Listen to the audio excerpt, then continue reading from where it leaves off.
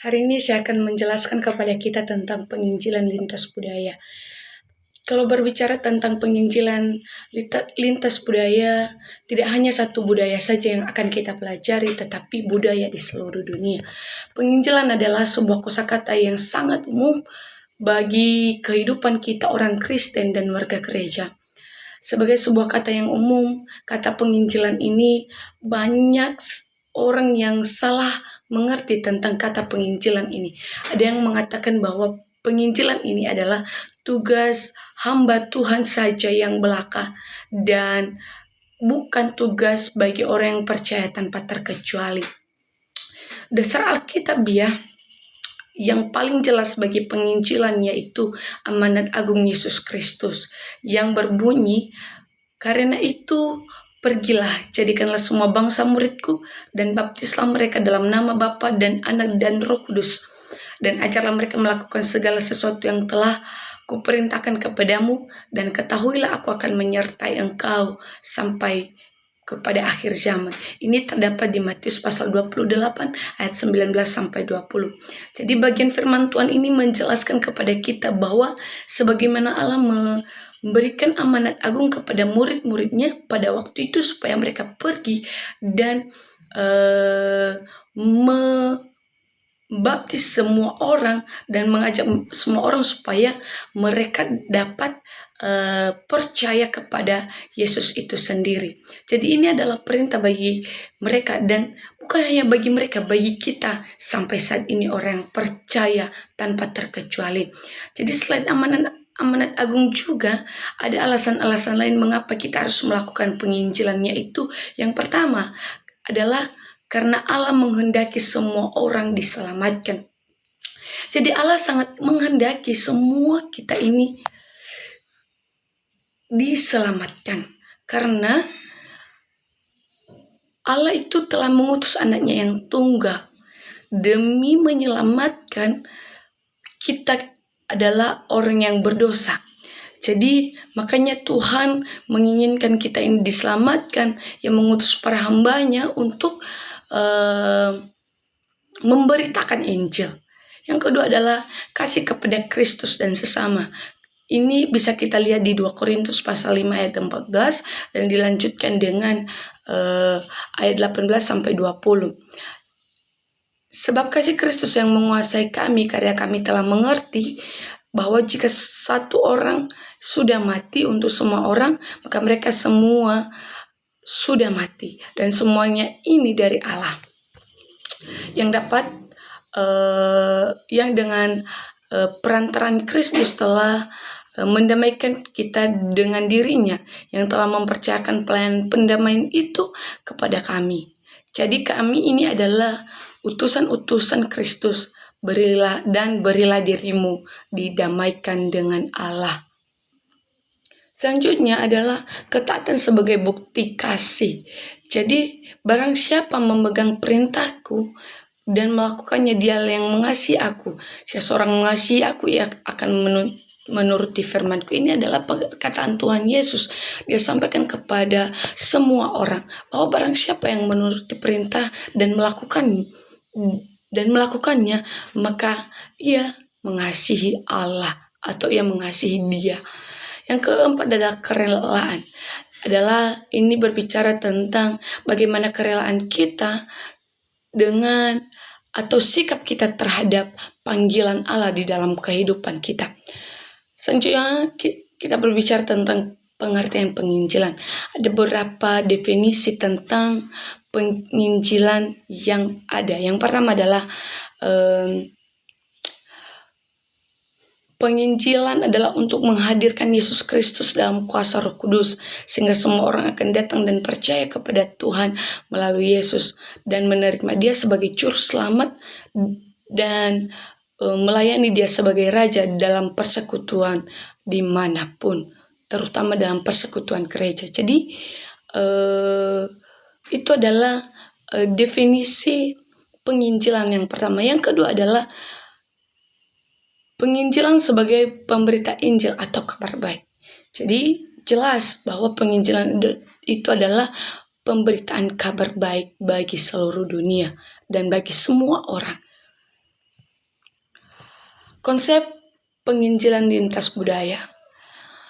Kita harus mengetahui dulu bagaimana lintas budaya adalah kumpulan banyaknya karakter kehidupan yang berbeda, terdiri dari banyaknya bentuk ide, kepercayaan, nilai-nilai, gagasan, adat istiadat, dan tingkah laku yang digunakan di dalam kehidupan sehari-hari. Jadi penginjilan lintas budaya dapat diartikan sebagai suatu pelayanan yang membawa misi Kristus ke sebuah budaya yang berbeda-beda atau ke sebuah kelompok-kelompok yang berbeda, dan kita akan datang di sana untuk menyampaikan kabar baik itu. Penginjilan lintas budaya merupakan misi di mana pelayanannya lebih khusus karena jangkauan bukan lagi bersifat lokal dan internal, melainkan interlokal, internasional, dan intelektual, sehingga disebut penginjilan lintas budaya. Pelayanan misi lintas budaya ini sangat penting, di mana setiap orang yang percaya dituntut untuk menjadi alatnya Tuhan untuk menyampaikan kabar baik itu sendiri dan dituntut juga untuk mengembang sebagai pengembangan amanat agung itu sendiri. Jadi sekarang kita berbicara tentang budaya dalam kerangka berpikir misiologi. Memahami budaya. Setiap orang pasti memiliki budaya masing-masing, dan tentunya orang yang memiliki budaya masing-masing itu ia akan memisahkan dirinya dari budaya orang lain karena dia memiliki budaya tersendiri, dan itu akan diterapkan di dalam budayanya tersendiri. Jadi langkah pertama untuk belajar budaya-budaya ini adalah menguasai budaya sendiri. Jadi budaya adalah organisasi sosial yang direfleksikan oleh keseluruhannya.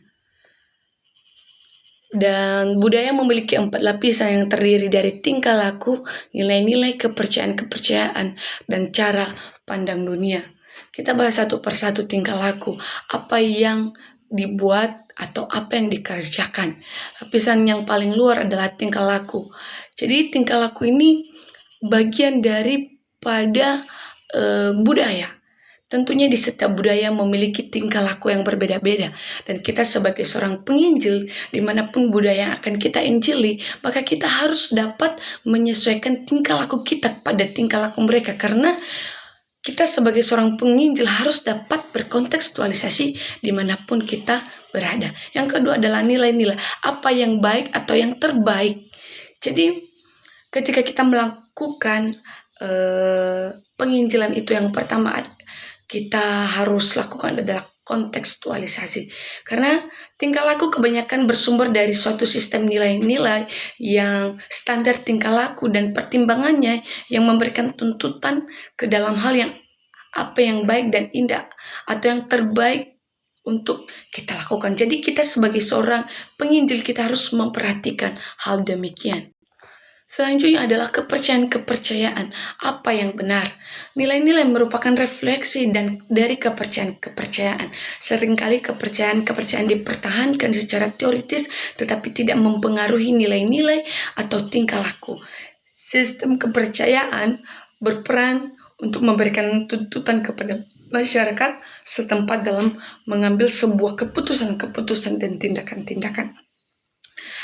Selanjutnya adalah cara pandang dunia, apa yang terjadi. Jadi cara pandang dunia adalah keyakinan dasar seorang yang berfungsi sebagai lensa tafsir terhadap kenyataan dan penuntun menuju suatu keputusan.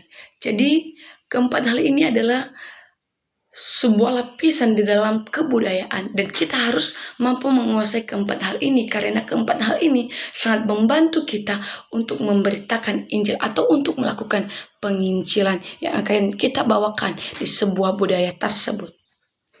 Injil dan budaya. Dalam gerakan pemberitaan Injil yang dilakukan oleh para misionaris, pernah terjadi perbedaan yang tidak jelas antara Injil dan budaya. Walaupun tidak mudah, perbedaan antara Injil dan budaya harus dibuat dengan jelas supaya sebagai seorang penginjil ia dapat memahami apa itu perbedaannya Injil dan budaya. Mari kita membahas tentang Injil dan budaya.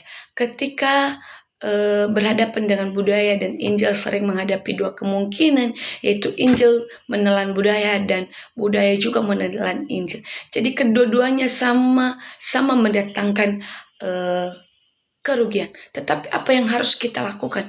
Apa jalan keluarnya untuk mengatasi hal demikian? Untuk mengatasi budaya menelan Injil dan Injil menelan budaya. Yang sama-sama kedua-duanya ini akan mendatangkan kerugian.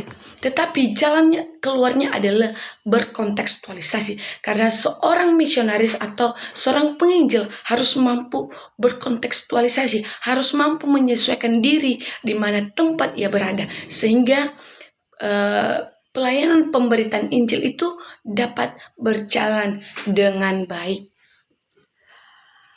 Petunjuk dan tantangan penginjilan lintas budaya.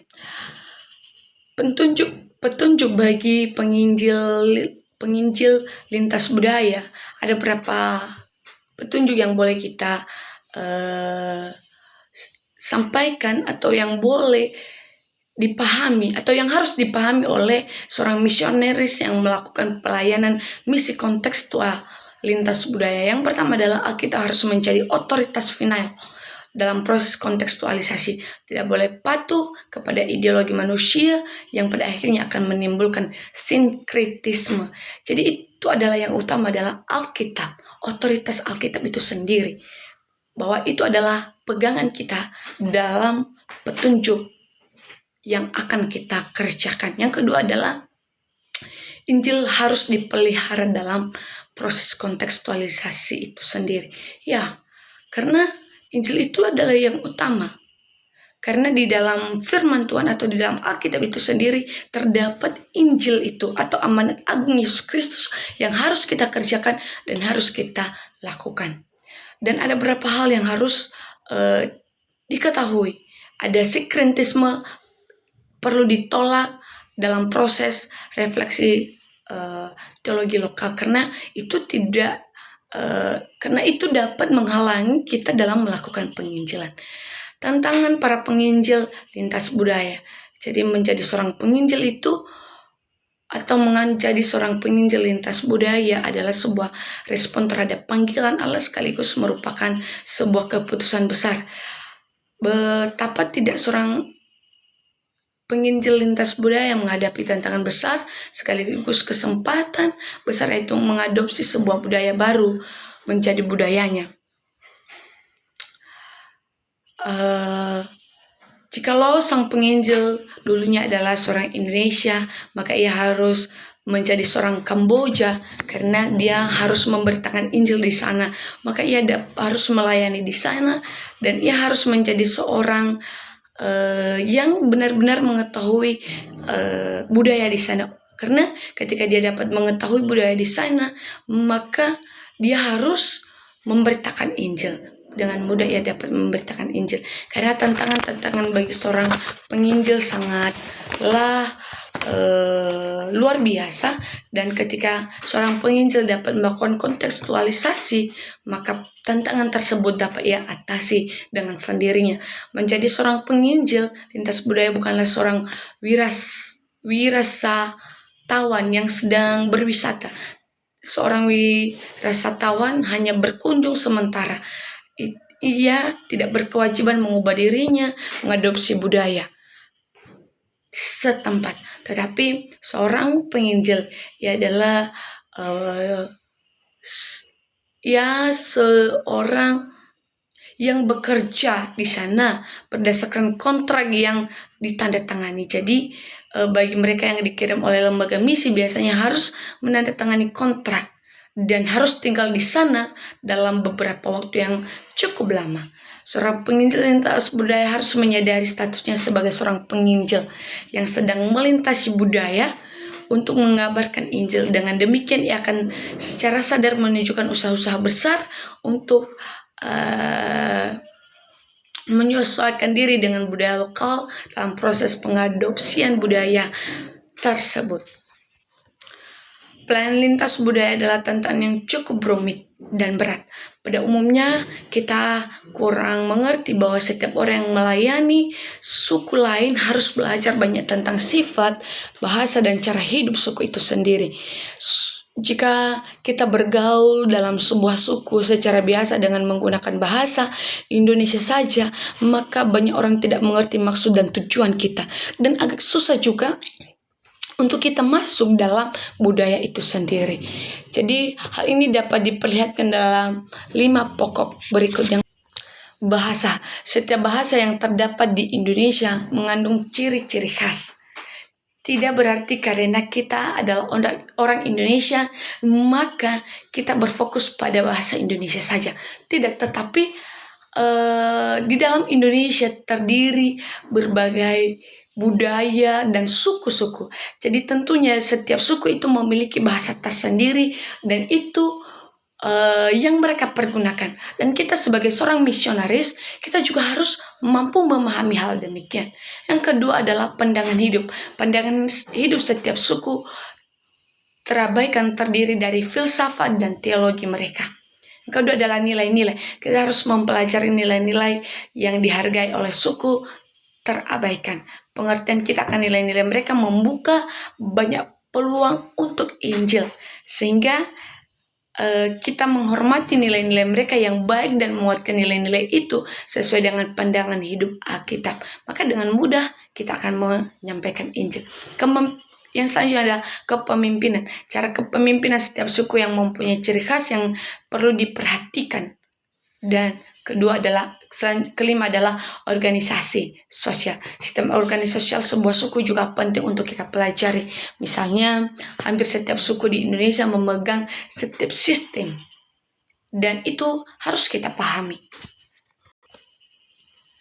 Jadi tidak heran jika sebagian besar para penginjil atau pendeta atau pelayan Tuhan yang diutus ke suku-suku terabaikan tidak bertahan lama dalam pelayanan karena mereka tidak mampu menyesuaikan diri atau mereka tidak mampu berkontekstualisasi. Mereka pusing karena susah bagi mereka untuk memahami budaya yang akan mereka layani. Jadi dalam materi yang telah saya paparkan kepada kita ada 3 bab dan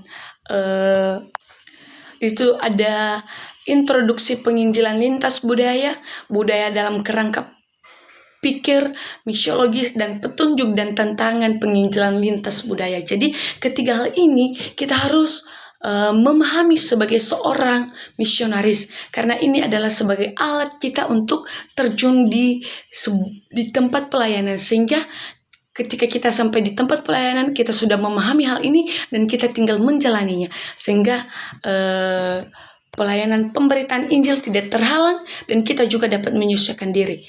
Jadi sebagai seorang hamba Tuhan harus mampu mengetahui hal ini sehingga dalam melakukan pelayanan penginjilan kita tidak ditolak dan kita juga tidak pusing menghadapi suku-suku atau budaya-budaya yang akan kita injil. Demikian materi yang akan saya sampaikan pada hari ini. Saya ucapkan terima kasih. Shalom.